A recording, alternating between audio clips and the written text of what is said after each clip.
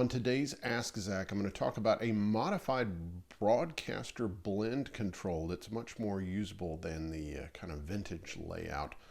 Also, I'm going to talk about two YouTube channels that I've been watching a lot lately and that I really want to let y'all know about.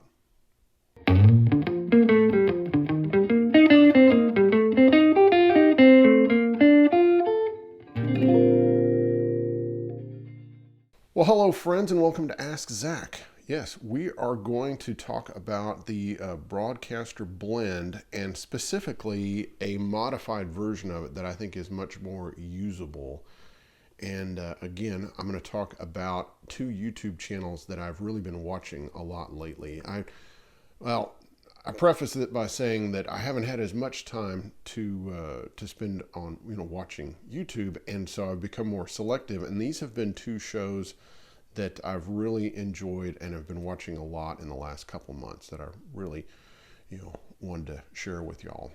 So let's of course thank the Patreon members and everyone that supports me by putting some money in the tip jar, the super thanks, buying a t-shirt and such. I really appreciate that. If you want to find out about Patreon, there's a link in the description. Also, I need to thank Clingfoil, which is sponsoring today's show. Of course, Clingfoil is a wonderful product that you can put on anything to make it hip, cool, and now.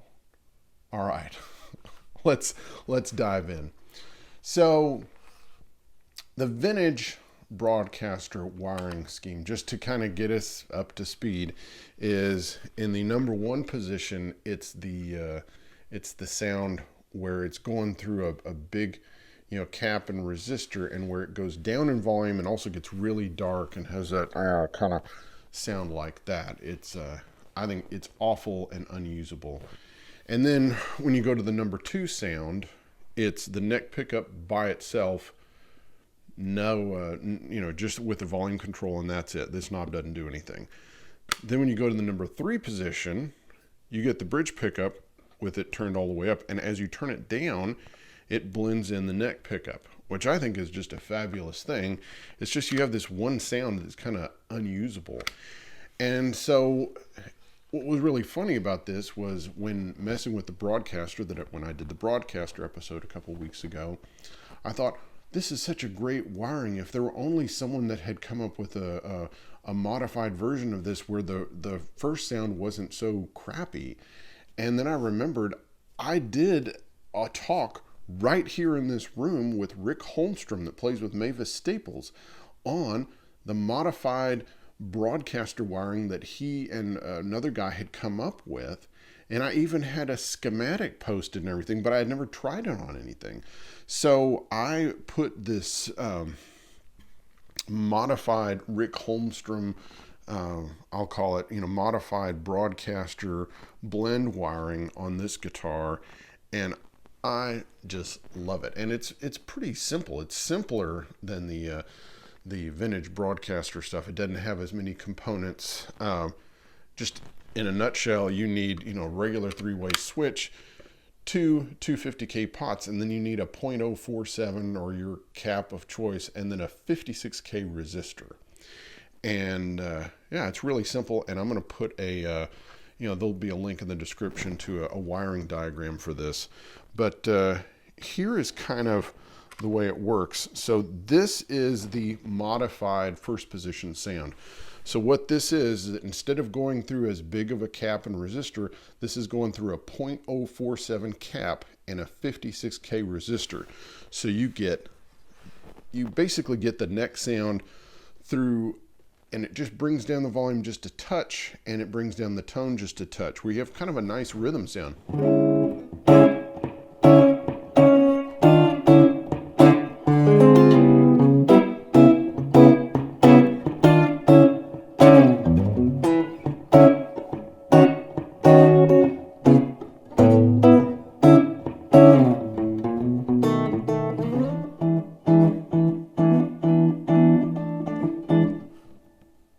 Okay, now you go to the number two position, and so it's removing that cap and resistor, and you get the neck pickup and it's kind of like the no load version of the neck pickup. So all of a sudden,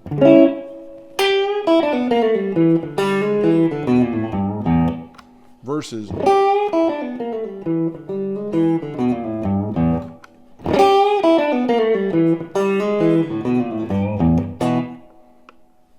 some might say that's kind of subtle, but I don't think so. I mean, it's kind of the difference between what you would want when you're kind of backing up someone versus taking a solo, and it's really useful, and that's the way Rick Holmstrom uses it. Then of course, when you get to the back position, you get the wonderful blend control, which I just love. And one of the things that he had suggested, I don't think Rick did, but one of the guys, Steve, that came up with the wiring in the first place, he suggested using a no-load pot for this blend control. And I tried that, and I didn't like it because it ended up, it creates too much of a kind of a stop, a detent, and the bridge pickup gets louder and it gets a little more strident and in your face. And I felt like the bridge pickup kind of could use being loaded down.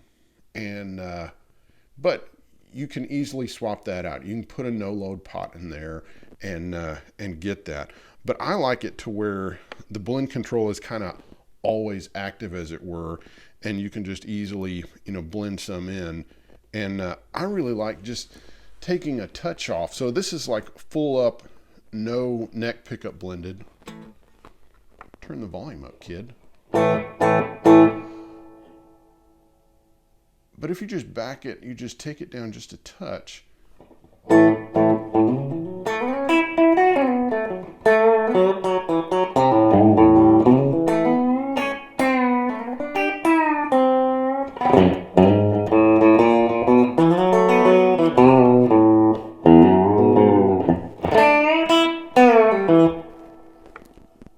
Thanks to Bill Hullett for that lick.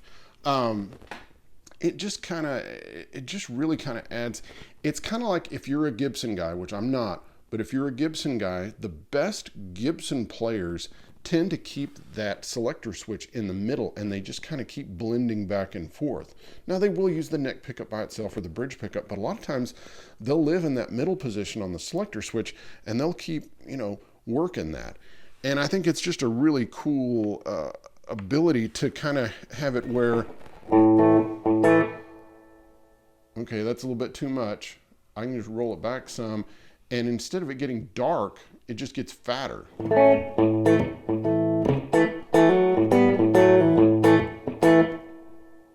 Because it's not like all of a sudden I started sounding like, oh, he's got both pickups on. That's not really the honest to goodness bridge Telecaster sound. Sorry for the weird voice. But it's not until you really get all the way down, when this is full up, that you get the full on. And I don't know why I always want to play bad Chet Atkins type, my bad imitation of Chet, but I do. I think also I'm biased against the two pickup Telecaster sound, and I think I like the blend because then I'm able to kind of pull in just enough of the neck pickup to fatten things up, but without it going full on dual pickup sound. And I just really like it. So again, this is most of the time you're only going to need a 56K resistor to do this. And of course I'm have a wiring diagram on my website, and there'll be a link in the description. Now let's talk about why you wouldn't want to do this. So if you are a big dual pickup user where both of them are, quote, equal volume, as it were, I'm not saying equal height and everything like that, then this is probably not for you. Also, if you use the tone control a lot, and if you really want to darken things a lot, this is not for you. For me, I don't necessarily want to darken things. I want to fatten things. And so for me, the blend is fantastic. Also, it kind of gets on the other wiring scheme that I like, which is where you don't wire the neck pickup to the tone control. So you get this in this number 2 position. You get the neck pickup without the tone control. Then you have the neck pickup through this kind of little bit of tone control that knocks it down. Then you have, again, no tone control on the neck. Then you have bridge with the blend control. So anyway, something to think about. And, and again, if you're like me and you have a couple of Telecasters, it's nice to wire something up differently and have it fun. So let's talk about these YouTube channels that I like. So, like you're probably busy like I am, and I just don't have as much time to spend on YouTube. And so sometimes I do podcasts while I'm driving around, and usually it's not music oriented. But then when I do have time for YouTube, I really want something, frankly, that's quality, and I want something that's going to inspire me, and I want something where I'm going to learn something. And so the two channels that I've been spending the most time recently are one with Shane Theriot and Adam Levy.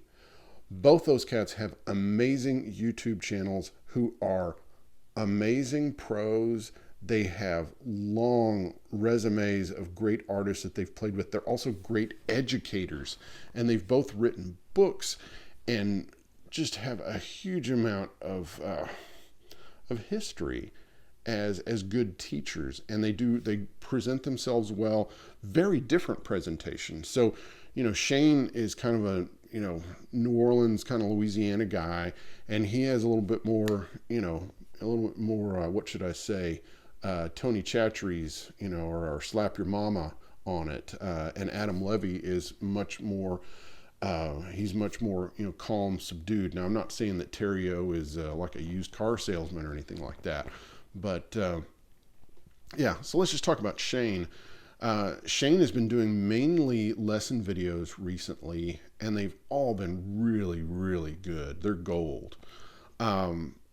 And he just has a huge history of, playing with Hall & Oates, playing with tons of, Dr. John and, all sorts of cats down from Louisiana. And then, of course, with playing, being the MD with Daryl Hall and his show, he ends up playing with all sorts of artists. And I think he just does a great job. He has good hands. He gets a good tone. And then, Adam Levy, I don't know Shane.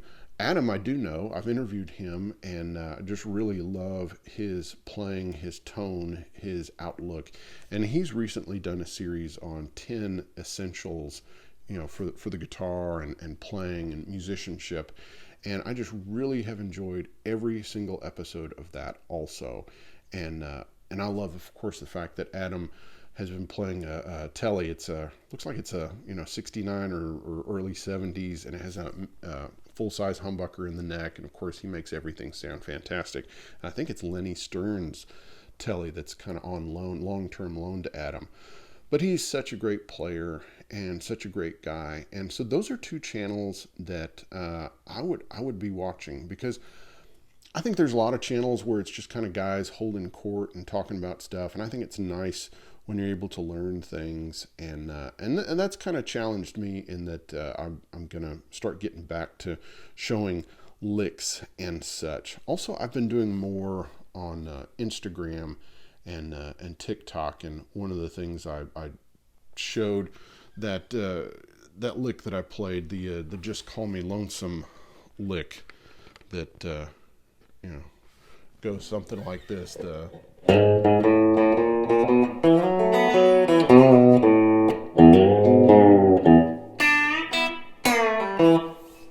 it's, really a cool lick and a cool part. And I just love the fact that it has this, this bend where you're bending the low E string down to the A.